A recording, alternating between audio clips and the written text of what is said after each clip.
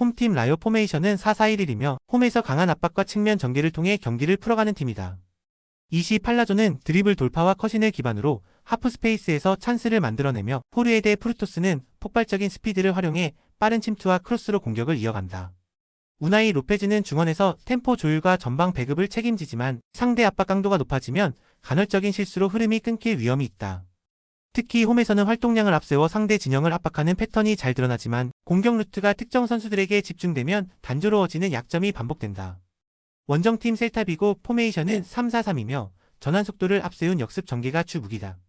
이아고 아스파스는 순간적인 공간 침투와 마무리 감각이 여전히 날카롭지만 체력 부담 속에 경기 내내 일관성을 유지하기는 어렵다. 파블로 듀라는 전방에서 압박과 침투를 동시에 시도하며 수비 라인을 흔드는 역할을 맡지만 지원이 부족할 경우 고립된다. 일라익스 모리빠는 중원에서 넓은 활동량으로 공수 연결고리를 제공하지만 압박 저항에서 흔들리며 빌드업의 안정성이 떨어진다. 원정에서는 수비 라인이 무너지는 장면이 잦고 점유율을 유지하지 못해 전개가 단절되는 약점이 도드라진다. 라이언은 홈에서 활동량과 압박으로 주도권을 노리겠지만 공격 루트가 제한적이다. 셀타비고는 아스파스 의존도와 원정 불안정성 탓에 경기 운영이 매끄럽지 못하다.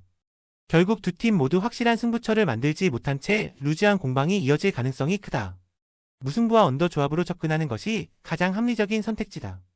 홈팀 본머스 포메이션은 4-1-4-1이며 에바니 유송은 최전방에서 과감한 라인 브레이킹으로 상대 뒷공간을 집요하게 노린다. 세메뉴는 측면에서 폭발적인 드리블로 전진하며 순간적으로 박스 안으로 파고드는 움직임으로 득점 기회를 만든다. 테버니어는 세컨드 볼 처리와 중거리 슈팅 옵션으로 공격 루트를 다양화한다. 특히 에바니 유송의 돌파와 세메뉴의 스피드가 동시에 가동되면 뉴캐슬의 수비 간격은 쉽게 벌어질 수 있다. 홈팬들의 열기와 함께 본머스는 전술적 응집력으로 기세를 끌어올릴 전망이다. 원정팀 뉴캐슬 포메이션은 4-3-3이며 엘랑가는 폭발적인 스피드로 상대 수비를 흔들며 역습 상황에서 위협을 가한다. 반스는 제공권과 문전 움직임을 통해 득점을 노리며 박스 근처에서 결정적인 슈팅을 시도한다. 토날리는 중원에서 템포를 조율하지만 최근 과부하로 인해 기동력이 둔화된 모습이 드러나고 있다. 게다가 주중 챔피언스리그 일정을 치르며 주요 자원들이 체력적으로 소모된 상태다. 그래서 후반부로 갈수록 수비 집중력이 급격히 떨어질 위험이 존재한다.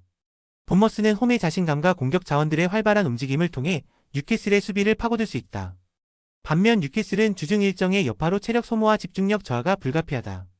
따라서 이번 경기는 본머스가 흐름과 분위기를 모두 잡으며 승리를 만들어낼 공산이 크다. 홈팀 선더랜드는 마엔다의 빠른 드리블과 탈비의 전방 압박을 축으로 공격 템포를 끌어올린다. 자카는 중원에서 전진 패스를 통한 공격 전개와 세컨드 볼 회수의 강점을 보여주며 팀의 허리 역할을 단단히 수행한다. 특히 홈에서는 강한 압박과 함께 전방 압박 라인을 높게 가져가며 상대 수비진을 몰아붙이는 전술을 적극 활용한다. 승격 이후 일부 리그 생존을 향한 동기부여가 강하고 홈팬들의 열기까지 더해져 경기 초반부터 에너지가 넘칠 가능성이 크다. 그래서 선더랜드는 체력과 심리적 우위를 활용해 빌라의 빌드업을 흔들고 주도권을 잡으려 할 것이다. 원정팀 빌라는 와킨스의 폭발적인 침투와 마무리 능력을 중심으로 공격 패턴을 전개한다. 맥기는 중원에서 볼을 간수하고 압박을 풀어내는 능력이 있으며 활동량으로 공격과 수비를 동시에 책임진다. 틸레만스는 패스 템포 조율과 중거리 슈팅에서 존재감을 보이며 경기 리듬을 바꾸는 카드다. 하지만 빌라는 원정에서 압박 강도가 높은 팀을 상대로 흔들리는 모습이 많고 특히 수비 전환 시 뒷공간 제어가 약점이다. 게다가 최근 일정에서 체력 부담까지 겹치며 홈팬들의 강한 압박 속에 안정적인 전개를 이어가기 쉽지 않다. 선더랜드는 홈에서 승격팀다운 에너지와 팬들의 열기를 등에 업고 경기를 풀어나갈 준비가 되어 있다. 마인다와 탈비가 주도하는 전방 압박과 자카의 중원 장악력은 빌라의 전개를 충분히 흔들 수 있다. 빌라는 전력적으로 앞서지만 원정 불안과 체력 부담이 겹치며 경기 운영의 한계를 드러낼 가능성이 크다. 그래서 이번 경기는 선더랜드가 동기부여와 홈 이점을 앞세워 승리를 만들어낼 수 있는 무대다. 영상이 이해가 안 되시거나 이외의 다른 경기 분석 및 조합이 궁금하신 분들은 아래 고정 댓글로 편하게 말 걸어주세요. 스포츠 배팅 정말 어렵습니다. 혼자서 하기 쉽지 않아요. 서로서로 좋은 건 공유하며 다같이 재밌고 건강하게 스포츠 배팅합시다. 홈팀 파리FC 포메이션은 4-3-3이며 제벨스는 발밑 연계와 침투 패턴에서 위협적이지만 제공권 경합에서는 약점을 보인다. 케발은 좌측에서 속도감 있는 드리블로 상대 수비를 흔들지만 슈팅 정확도의 기복이 커서 완성도는 떨어진다. 카마라는 중원에서 볼 운반과 압박 탈출 능력이 있으나 상대가 전방 압박을 강화하면 쉽게 위치를 놓치는 단점이 있다. 특히 파리 FC는 빠른 전환을 시도하지만 수비 간격이 자주 무너지고 박스 안 공간 노출이 잦다. 승격팀 특유의 패기를 보여주고 있으나 강팀을 만날 때는 경기 후반 체력 저하와 조직력 붕괴가 반복적으로 드러난다. 원정팀 스트라스부르 포메이션은 3-4-3이며 파니첼리는 중원에서 압박 탈출과 빠른 전진 패스로 전술의 중심을 잡는다. 파에스는 하프스페이스를 공략하며 순간적으로 박스로 침투해 결정적인 슈팅 기회를 만드는 자원이다. 엘 무라베는 좁은 공간에서도 과감한 전진 패스를 공급하며 공격 전환의 흐름을 끊김없이 이어간다. 스트라스부르는 전반부터 강도 높은 압박으로 상대 간격을 무너뜨리는 데 능하며 제공권 싸움에서도 우위를 보여준다. 특히 승격팀을 상대로는 경험치와 전술 완성도를 앞세워 경기 주도권을 자연스럽게 가져가는 흐름을 반복해왔다. 파리 FC는 공격 템포는 있지만 수비 조직력이 미흡해 후반부로 갈수록 집중력이 흔들린다.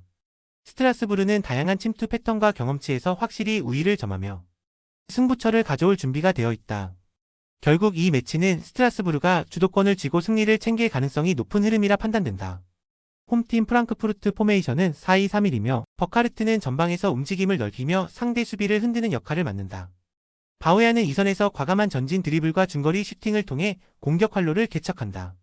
도알리치는 좌우를 오가며 공간 창출과 연계 플레이에 힘을 보태지만 강행군 일정 속에서 체력적 부담이 뚜렷하다. 특히 최근 챔피언스리그 일정 이후 선수단의 피로 누적은 경기 후반 집중력 저하로 직결될 수 있다. 그래서 프랑크푸르트는 의도한 전술적 압박 강도를 유지하기가 쉽지 않다. 원정팀 우니온 베를린 포메이션은 5-3-2이며 1-2치는 중원에서 볼을 지켜내며 전개를 안정시키는 자원이다. 안사는 측면에서 왕성한 활동량을 바탕으로 수비와 공격 모두에 기여하며 순간 침투로 균형을 흔든다. 캐디라는 수비와 중원 사이에서 밸런스를 맞추며 제공권과 압박 저항 능력을 보여준다. 다만 우니온 역시 공격 전개가 단조로운 패턴에 묶일 경우 득점 루트가 제한된다. 그래서 원정에서도 수비 블록을 우선시하며 신중한 접근을 이어갈 가능성이 크다. 프랑크푸르트는 일정 부담으로 강한 압박을 유지하기 어렵고 우니온 베를린은 전술적 단조로움으로 공격에서 한계가 있다. 두 팀 모두 상대를 무너뜨릴 만큼의 결정력이 떨어질 수밖에 없는 조건 속에서 경기 흐름은 균형을 향할 가능성이 크다. 결국 이 매치는 루즈한 흐름 속에서 무승부 시나리오로 귀결될 가능성이 가장 높다. 홈팀 마요르카는 4-2-3-1 전형을 토대로 단단한 수비 블록을 형성하면서도 순간적인 역습에서 위협을 발산한다. 마테오 조셉은 라인 브레이킹을 통해 상대 수비 간격을 무너뜨리고 아사노는 폭발적인 속도로 측면에서 깊숙이 파고든다. 파블로 토레는 중앙에서 볼 운반과 창의적인 패스를 통해 역습의 연결고리를 완성하며 세컨드볼 경합에서도 강한 집중력을 보여준다. 특히 마요르카는 홈에서 강한 압박을 바탕으로 체력적 우위를 경기 후반까지 이어가는 특징이 있다. 상대가 흔들리는 순간 단 한 번의 속공으로 경기 전체의 흐름을 뒤집을 힘을 가진 팀이다. 그렇기 때문에 마요르카는 언제든지 후반부 승부처에서 결정타를 날릴 수 있는 준비가 되어 있다.